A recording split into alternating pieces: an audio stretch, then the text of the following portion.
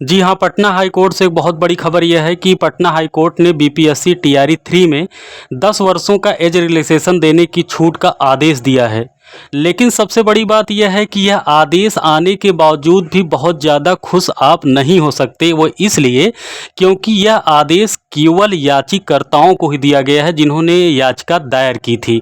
यह बात हम बहुत पहले से ही आपको बताते चले आ रहे हैं। हालांकि छात्रों की जीत हुई है, बहुत बड़ी संख्या में याचिकाकर्ता नहीं हैं टीआरई 3 में एज रिलैक्सेशन को लेकर।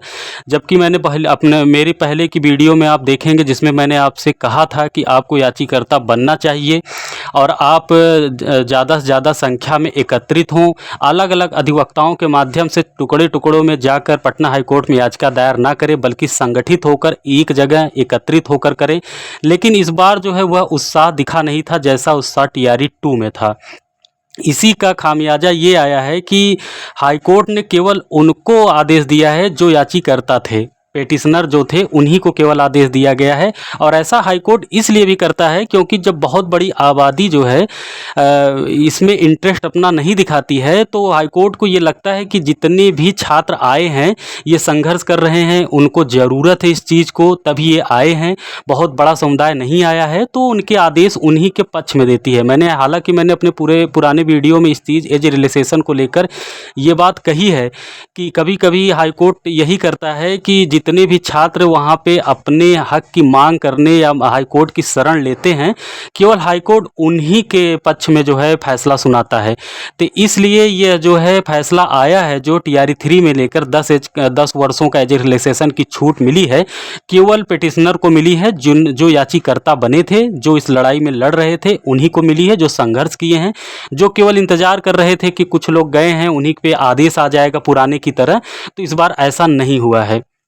अब आगे की क्या रणनीति है, आगे की क्या कार्रवाई हो सकती है, आप अगर चैनल पे नए हैं तो चैनल पे बने रहें, चैनल को सब्सक्राइब जरूर कर लें, क्योंकि इसके बाद जो आदेश आएगा, जो छात्र संगठित होंगे उसके बाद भी हाई कोर्ट पहुँचेंगे, फिर से नया याचिकाकर्ता बन के याचिका डाली जाएगी, उससे संबंधित जो भी अपडेट होगी आपको सबसे पहले मिलती रहेगी। इसलिए चैनल पर बने रहें, चैनल को सब्सक्राइब कर लें, आपकी काम की ही बातें बताई जाएंगी। हालाँकि हमने बहुत पहले वीडियो में लगातार इस बात की जिक्र किया था कि आप भारी से भारी संख्या में जुटिए, लेकिन पटना के गांधी मैदान में बता रहे हैं कि कुछ भी बच्चे नहीं जुटे थे इस बार।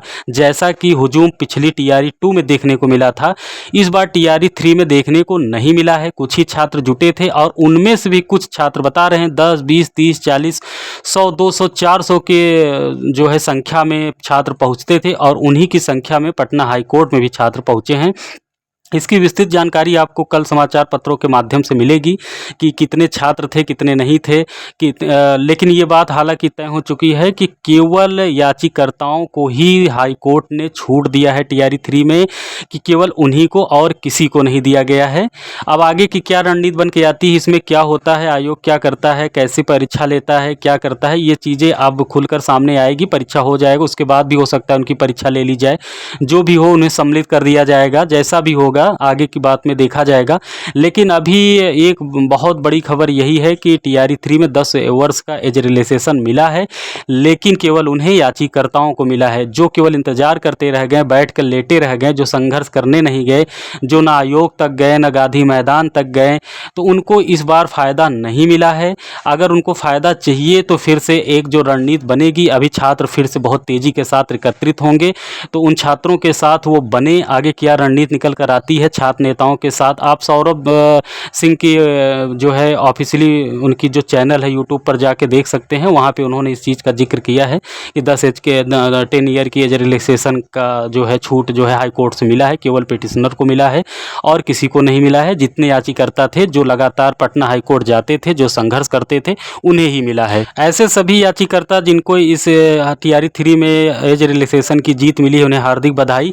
लेकिन छात्र निराश ना हो, अब एक बड़ा सा हुजूम, एक बड़ा संगठन तैयार होगा एज रिलैक्सेशन को लेकर। आप भी चैनल पे बने रहें, ऐसी कोई अपडेट आती है तो सबसे पहले आपको चैनल पर खबर दी जाएगी।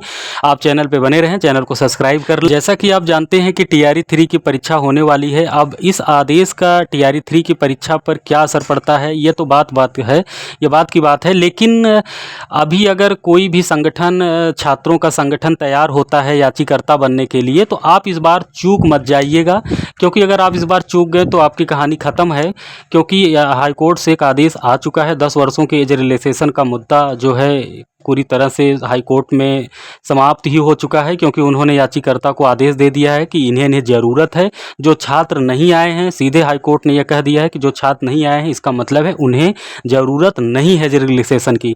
हम आपसे पहले भी कहते रह गए कि आपको याचिकाकर्ता बनना चाहिए, आपको पिटिशनर बनना चाहिए, आपको हाई कोर्ट में जाकर किसी भी अधिवक्ता के माध्यम से जो है याचिका दायर करनी चाहिए। हालांकि आप ऐसा नहीं कर पाए, क्योंकि TRE 2 के इंतज़ार में कुछ लोग बैठे रह गए कि जैसे TRE 2 में आदेश आया तो सभी छात्रों के लिए आदेश आ गया, जितने भी उम्मीदवार थे सभी उम्मीदवारों के लिए आदेश आ गया था। इस बार ऐसा आदेश नहीं आया है।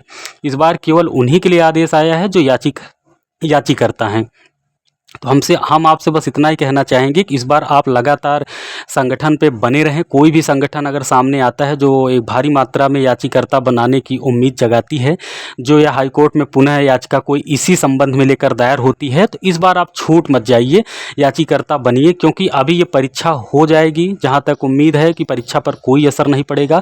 अब इस परीक्षा से संबंधित इन याचिकाकर्ताओं को आयोग और सरकार किस तरह से उन्हें सम्मिलित करता है, ये देखने की बात है। अकल हो सकता है इस पर पूरी विस्तृत जानकारी मिल जाए, लेकिन अभी आपको बस निराश नहीं होना है। निराशा की बात तो है, हालांकि आपको एक प्रकार से ये लगा होगा कि अन्याय हो गया, ये कैसा क्या कहते हैं, हाई कोर्ट ने डिसीजन दे दिया, ये दे दिया, उल्टा सीधा दे दिया। लेकिन ऐसा नहीं है, आप हाई कोर्ट को माननीय हाई कोर्ट को कुछ भी नहीं कह सकते हैं। हाई कोर्ट सबूतों पे चलता है, भावनाओं पे नहीं चलता है। तो जिनके पास सबूत थे, जिनके मांग थी, उस हिसाब से उन्होंने आदेश दिया है। आपकी इच्छा नहीं है, आपकी इच्छा मांग नहीं है, क्योंकि आप हाई कोर्ट की शरण में नहीं गए हैं, तो हाई कोर्ट को नहीं पता है कि आप क्या चाहते हैं। जितने भी याचिकाकर्ता थे उनके पक्ष में हाई कोर्ट ने फैसला दे दिया है। हाई कोर्ट में फैसला आने के बाद याचिकाकर्ताओं में काफ़ी उत्साह है, क्योंकि उन्हें लग रहा है कि हमारे संघर्ष की जीत हुई है। हम आपसे कहते रह गए कि कोई भी काम बहुत जल्दी नहीं होता है, लगातार याचिकाएँ दायर होती हैं, लगातार उस पर सुनवाई होती है, लगातार उस पर डेट मिलती है। एक दिन में कोई फैसला नहीं आता है। कोई भी आप जब मुकदमा दायर करते हैं उस पर आपको इंतज़ार करना पड़ता है। बने रहें चैनल के साथ, चैनल को सब्सक्राइब कर लें, क्योंकि पल पल की अपडेट, इससे संबंधित एज रिलैक्सेशन से संबंधित अपडेट आपको सबसे पहले मिलती रहेगी। आप चैनल को सब्सक्राइब करना ना भूलें। धन्यवाद।